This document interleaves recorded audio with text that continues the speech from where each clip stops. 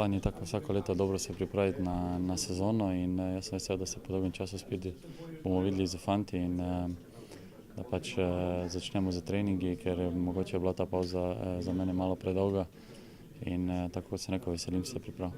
Tudi sam boš po dolgem času začel s pripravami od samega začetka, verjetno ti to dejansko nekaj več pomeni kot v zadnjih pripravljalnih obdobjih, ko si bil glavno poškodovan. Ja, normalno, to je pač dobra novica za mene, da se lahko normalno z ekipo pripravim na sezono in da lahko potem upam, da bom ostal zdrav in da štartam v sezono normalno.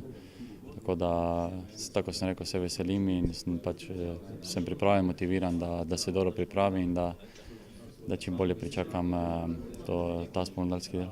Odigrali boste kar nekaj prijateljskih tekem, nekaj močnih v Turčiji, med drugim z ruskim Rostovom, tudi to bo vsekakor dobra preizkušnja pred nadaljevanjem.